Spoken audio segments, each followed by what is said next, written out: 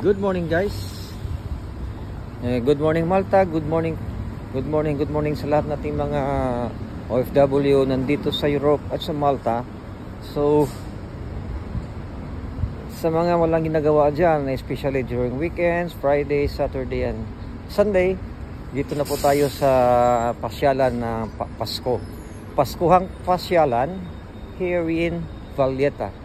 So when you get down from the bus terminal or the bus terminals here in Valletta, you can find everywhere the Christmas preparations. So makita natin guys, no? Makita natin mga kapatid that there is already a spirit of Christmas here in Valletta. So now Christmas bar. So there's a chimney churros. So itong lahat na ito ng mga stall na ito, paggabi iilaw ito sa taas. Ang gandang pasyalan.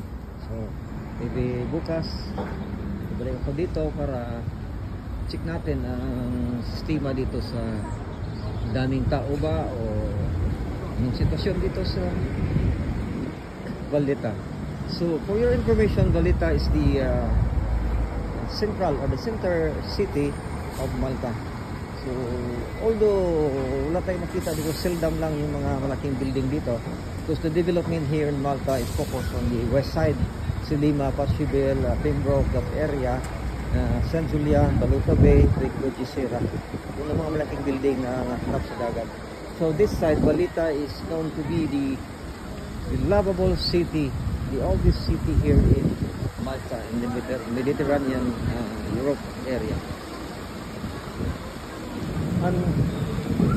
Ito pa natin tingnan, no?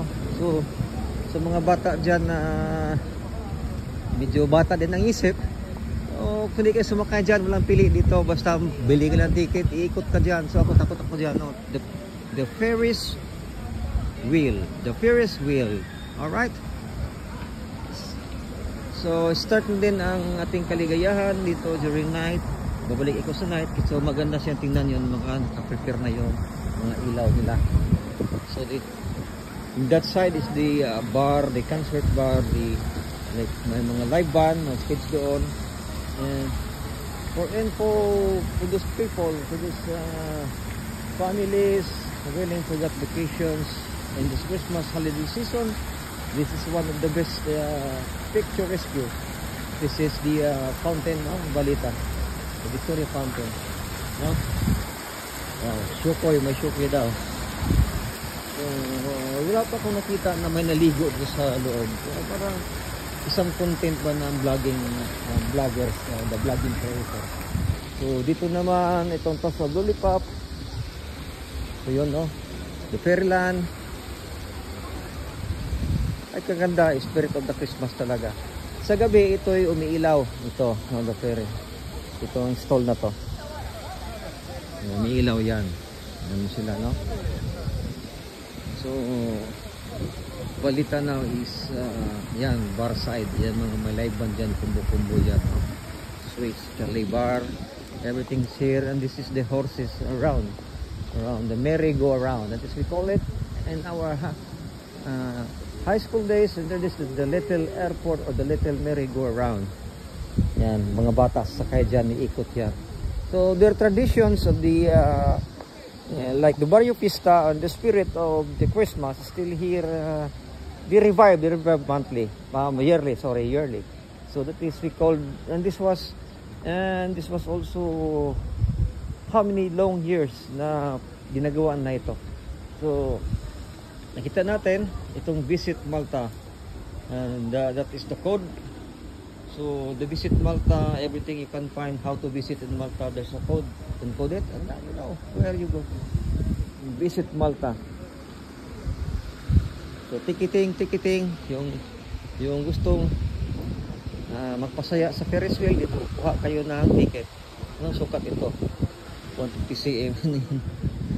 This is the city of Valletta, Israel, World Heritage List in 1980. So Patrimony Mundial. Alright. Ito na mga ating mga recital, mga schedule ng mga mangyari dito sa Malta. Monday to Friday 9 to 17, Saturday 9 to 12:30, free entrance, walang bayad. Kung hindi photographer, okay So Foyer Parliament of Malta, Valletta.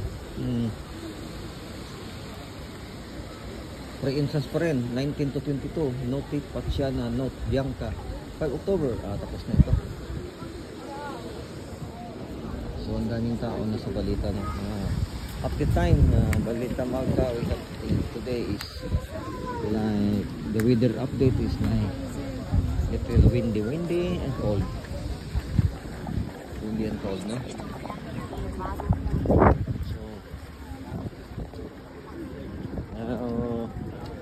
Guys, we are entering the main entrance of Valletta. So this is the life of Valletta. Ang ganda lang ito sa Valletta, no? Pumasyal ka kahit lang ang pira, walang problema, lang ano sa'yo. Kahit tubig lang inumin mo sa isang bar o isang basong kape, umupo ka, walang magsita sa iyo. There is no segregation like sa Pilipinas na pag upo mo, lapitan ka na agad ng mga waiter. Pag hindi ka bibili, palabasin ka. Here, no? They treat as human being. That is the traditions, customary, and culture of the European. They treat us as a human being. Visitors is special to them. Ito yung giant Christmas tree. Ito yung Parliament Building. Ito yung Parliament Building. Dito po yung ating Prime Minister, ating mga cabinet, sa mga tauhan ng gobyerno. Yan. So this is the giant. Tulis natin, ha? The giant. Wow. A giant Christmas tree. Christmas in the capital. So, na-symbol nila parang may mangyari dito mamayang gabi. Ito tayo. Kultura, this is the kultura of Malta. Artifacts. Ang ganda. Wow. Beautiful, no? It's very beautiful here.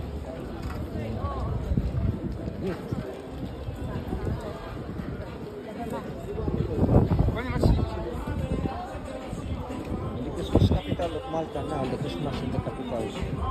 November and Sunday Valletta. So they're in the preparation. Alright.